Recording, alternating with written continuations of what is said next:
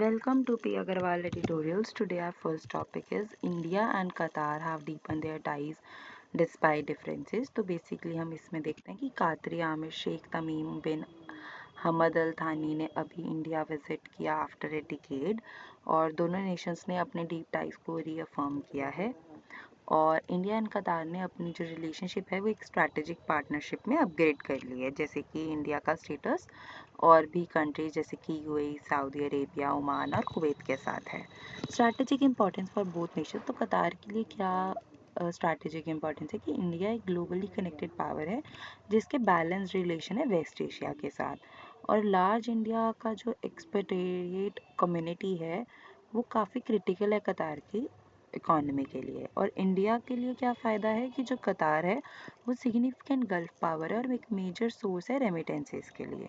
जो कतार की सप्लाईज हैं वो 45% है इंडिया की एलपीजी नीड्स को सप्लाई करता है कतार, जो कि almost half the $15 billion bilateral trade जो होता है उसका हाफ है।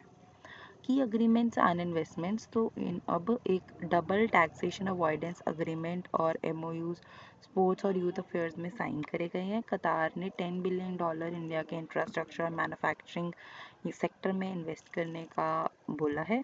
दोनों कंट्रीज़ का एम है कि डबल करें bilateral trade by 2030। Jio political considerations क्या रहेंगी, जो कतार है उसके जो टाइज हैं वो वेस्ट और रीजनल ग्रुप्स जैसे कि हमास और तालिबान के साथ बैलेंस्ड हैं। वहाँ पे इनके भी ऑफिसेज हैं और यूएस का मिलिट्री बेस भी है। India relies on Qatar's mediation in Afghanistan specially with Taliban regime. The pardon of 8 naval personnel by the Qatari Amir significantly improved trust between both the nations. Then regional issues and differences, तो visit जो है वो Israel Gaza tensions और US president Trump के controversial plan जो affecting Palestinians के बीच में हुई। गल्फ कंट्रीज ने अपोज किया Trump's announcement and India remain relatively silent. Then although दोनों नेशंस ने डिस्कस किया इसराइल हमास का issue, details of these position their positions were not disclosed. Future outlook ये है कि इंडिया कतार summit opens a venues for bridging geopolitical differences. दोनों countries committed हैं to build a stronger forward looking partnership in the coming years. Next हम देखेंगे Manipur is in need of greater common good politics. तो basically अभी क्या हुआ है कि प्रेसिडेंट रूल लग गया है मणिपुर में ऑन February 13, 2025। आर्टिकल 356 वहाँ पर इन्वोक कर दिया गया। उसमें हम क्या देखते हैं कि रीजंस क्या हैं प्रेसिडेंट रूल लगाने के, तो 20 मंथ्स एथनिक वायलेंस और लॉलेसनेस के हो गए थे, तो जो कि यूनियन गवर्नमेंट ने अभी तक एड्रेस नहीं करे थे।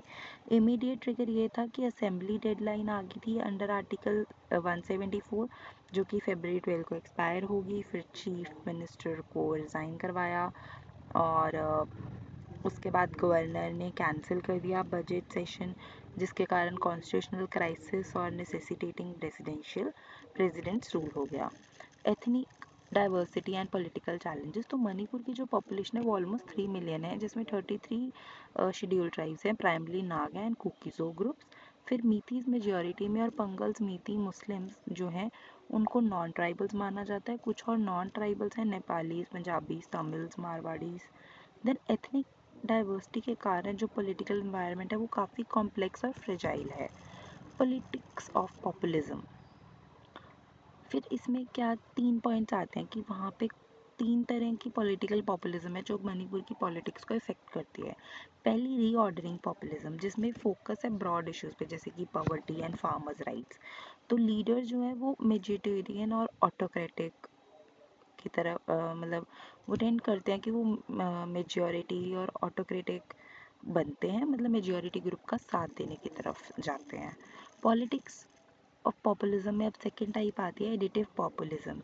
तो इसमें क्या आता है कि इंक्लूसिव, इसमें सारी कम्युनिटीज़ को साथ लेके चला जा रहा है और एक्सक्लूडेड ग्रुप्स को भी रिप्रेजेंटेशन मिल रही है। Seeks realignment within the political system. Next is quotidian populism, इसमें क्या है पार्टीसन एंड पोलराइजिंग।